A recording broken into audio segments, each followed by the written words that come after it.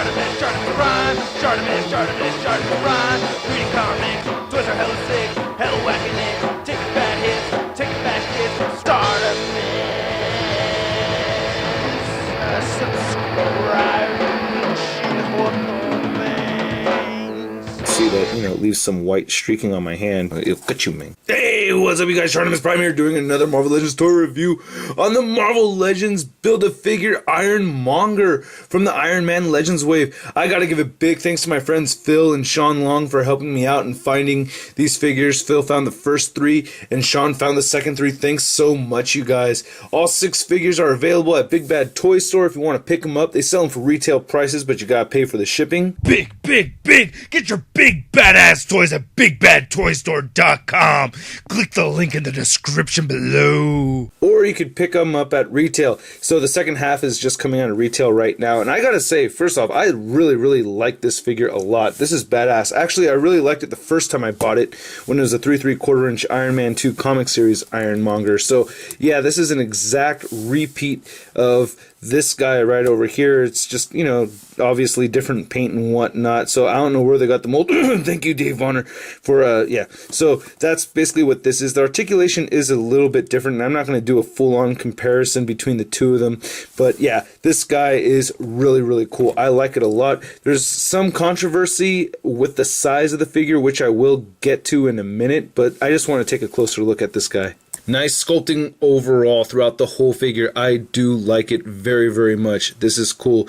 But one thing that really stands out to me is the marbleized plastic that they use here, which you could really see on the side of his face. That is, I think it's really cool. So they saved money on adding paint applications, but they have paint detail in the plastic itself, which looks really cool in my opinion. I do like it, and it's a very shimmery, kind of glitterized plastic, and they have paint applications actually on 3 parts of the figure, which is the face right here, his arc reactor right there, and then these parts right here are black. Actually, no, these are painted black. I could see the paint right there. So yeah, those are the only 3 parts that actually have paint applications, but overall it looks very cool. I do like that they added this shading kind of thing going on right here, so it's red in the very center and then black on the sides. Unfortunately, I have a tiny little speck of black in the middle, which kind of annoys me, but not a big deal. Oh, and then I forgot, yeah, there's black painted right there and black painted on his antenna, which is tilted a little to the left. Hey,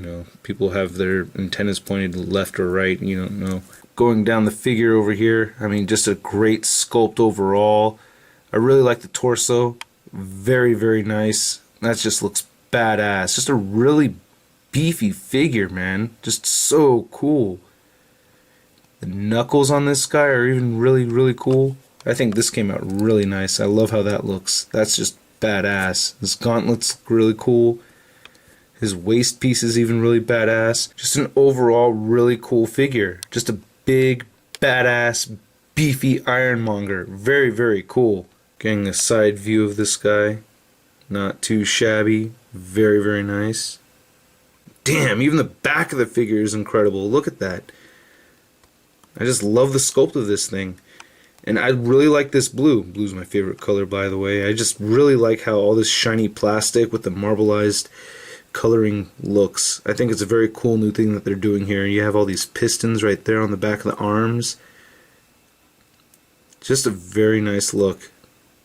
Very badass. I like it. The articulation of this guy isn't too bad either. Now, one thing is that when I'm putting the head on this guy, or when I put the head on in this guy, it doesn't really go on all the way, which is actually kind of a benefit for me because I feel like I can half it more so, and it's kind of easier to get him into, I don't know, a little bit more poses and whatnot. But when you have it all the way in there, it looks down pretty far, which is very nice. It doesn't really look up so much, just a little bit. Yeah, no, it's not really looking much at all, but let's see if you can half it on there. You can look up a little bit. It's just barely on there. It'll just fall right off. So yeah, he can't really look up. But he looks side to side and down. And this collar doesn't really hinder the articulation. He looks side to side even within the collar a little bit. So that's very nice. His shoulder pads don't move up or anything. They're just a little flexible, but not really. Shoulders move outward. They move forward. There's no bicep swivel on him at all. It looks like they're supposed to be, but there is not. And then I went and grabbed this guy and realized, oh yeah, there's no bicep swivel on him either, which makes sense because it is the same exact figure. Thank you, Dave Bonner. So he has rotation right here on the elbow. It moves side to side this way, and it does bend inward only so far. His wrist moves side to side, and there's no flex or anything like that, but you know, damn, just overall I really like the sculpt of this. Anyway, he has a great diaphragm joint, which I like very much. Usually I'm not a fan of the diaphragm joint, but it rocks side to side. It moves forward a little bit, moves back really far, so you have this huge gaping space right there, which I'm not going to display my figure like that because I would just be retarded. And he has cool leg articulation. His hips move forward that much, and we can move this guy out of the way, and they move outward like so. He has upper thigh swivel. He has double jointed knees, so his knees bend in a lot. He has ankles that move downward. You could rotate them side to side, and he has an ankle pivot, so it's this whole ball jointed mechanism that they have over here, which I just think is fantastic. And I didn't really get a close look at the sculpting of the bottom of his feet, but you know, his ironmonger patas look very cool. I like that, and he does have a whole peg right there. So this figure stands, I want to say, just under 8 inches tall, which isn't too bad. So the whole controversy with this guy is that he was not tall enough. And if you're at San Diego Comic-Con last year, 2012, they did show us a picture of Ironmonger that looked like this. I've been lying. I've been lying.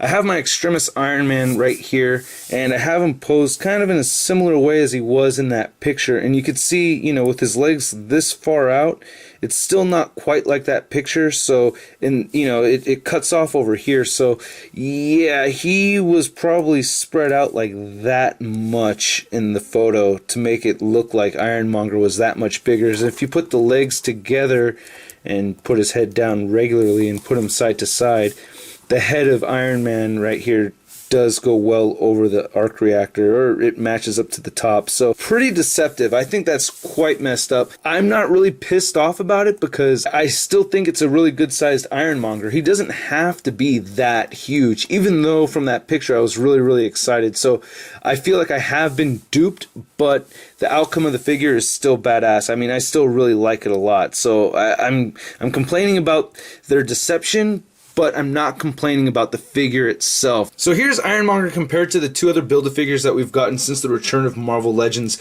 And yeah, he is just a tiny bit shorter, I guess, if not the same size as Terrax. You can tell right there, definitely a lot larger than Arnim Zola, and definitely way bigger than this guy right here. So, you know, in the end, you want to complain about the Ironmonger, it's at least it's a lot bigger than this guy. No, look at the family portrait. Hey, I gotta say, overall, this is a very cool wave. I like it very much. I'm really happy with this Build-A-Figure. I'm pissed off about the deception.